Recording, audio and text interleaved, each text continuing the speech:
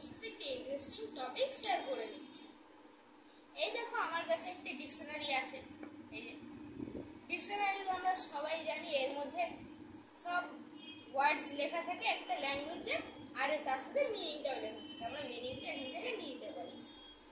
এই ডিকশনারি বানানো বা এডিট করার যে স্টাডিটা সেটাকে বলা হয় লেক্সিকোগ্রাফি। দু টাইপের লেক্সিকোগ্রাফি হয়,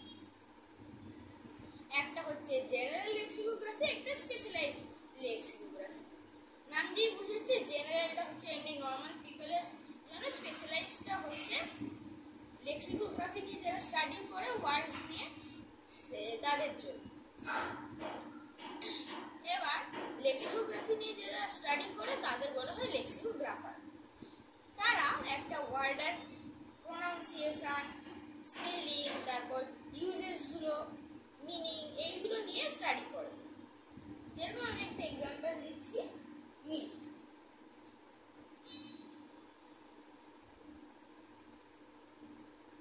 মিট মানে আগে বোঝাতো হচ্ছে সলিড ফুড, যে কোনো সলিড ফুড, ড্রিঙ্কস ছাড়া যে কোনো সলিড ফুড। কিন্তু এখন ওটা মানে শুধু এই ফ্লেশ অফ ম্যামলস বা মাংস বোঝায়, যেটাকে আমরা মাংস বলি। আরেকটা এক্সাম্পল হচ্ছে নটি।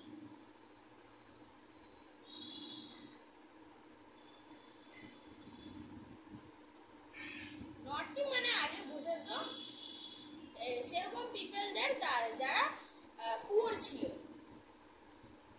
তাদের বোঝাতো, তাদের বলা হতো নটি। কিন্তু এখন সেটা শুধু দুষ্টু বাচ্চাদেরই বোঝানো হয় নটি। স্পেলিংও চেঞ্জ হয় টাইমের সাথে সাথে। যেরকম ডাউটটা স্পেলিং আগে এইটা ছিল ডিও ইউটি, কিন্তু এখন তো ডিও ইউ বিটি হয়ে গেছে। এরকম স্পেলিংটা টাইমের সাথে সাথে চেঞ্জ হয়। এবার ডিকশনারিতে ওয়ার্ডসগুলো কি অর্ডারে থাকে সেটা বুঝে নেব।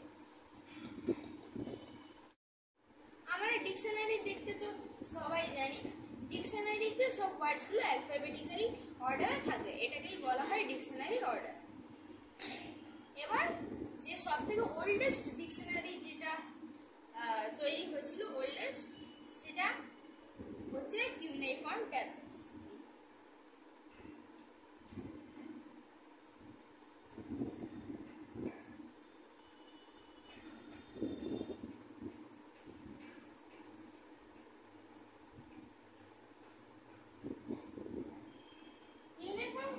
হচ্ছে ওল্ডেস্ট ডিকশনারি।